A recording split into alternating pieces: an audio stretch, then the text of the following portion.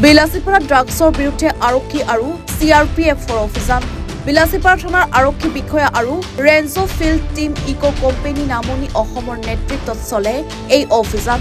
অভিযানত 17 নং ৰাষ্ট্ৰীয় ঘাইপথৰ নাথপাৰাত অভিযান চলাই জব্দ কৰে বৃহৎ পৰিমাণৰ নিষিদ্ধ হেৰইন। লগতে আৰক্ষীয়ে গ্ৰেপ্তাৰ কৰে ড্ৰাগছ মাফিয়া ছফিক ৰহমান আৰু নুৰ হুছেইনক। ধৃত ছফিক ৰহমান আৰু নুৰ হুছেইনৰ ঘৰ বিলাসীপাৰাৰ বান্ধপাৰা আৰু মাছপাৰা গাঁৱত বুলি জানিব পৰা গৈছে। ড্ৰাগছ মাফিয়া দুটাৰ পৰা আৰক্ষীয়ে নিষিদ্ধ হেৰইনৰ লগতে কেইবাটাও কণ্টেইনাৰ, 2টা মোবাইল ফোন আৰু কেইবা হাজাৰ টকা জব্দ কৰে।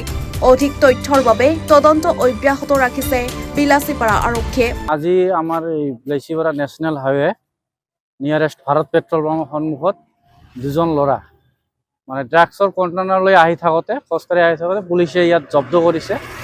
জব্দ কৰাৰ পিছত পুলিচে মোকো কল কৰিছিল আৰু লগে আমি স্থানীয় ৰাইজকো কল কৰিছোঁ আৰু সকলোৰে সন্মুখত আমি উপযুক্ত আজি সঁচাকৈয়ে ড্ৰাগছ কণ্টেইনাৰ দুজনৰ পৰা পাইছোঁ। ইহঁতে আৰু ইনজেকশ্যনো কৰে, গতিকে এইবিলাক আমাৰ সমাজত একদম হানিকাৰক হৈ আছে।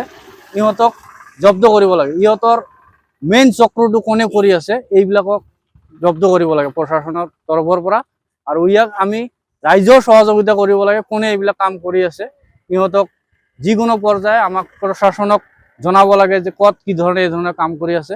আমি প্ৰশাসনক ধন্যবাদ জনাইছোঁ, তেখেতসকলক এনেকৈ আমাৰ ইয়াত ড্ৰাগছ জব্দ কৰিছে। ইয়াৰ আগতো এইখন ৰাস্তাতে ড্ৰাগছ জব্দ হৈছিল।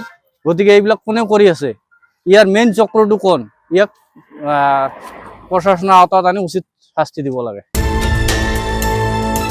Bureau report, any Bharat 24। অভিনয় কৰাৰ হেঁপাহ আপুনিও পঢ়ি ৰাখিছে নেকি?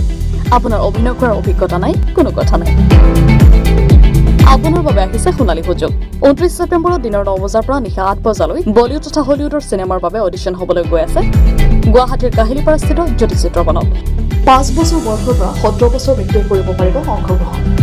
পঞ্জীয়ন হ'ব বিনামূলীয়া। নিৰ্দিষ্ট ৱেবছাইটত কৰিব পাৰিব আবেদন।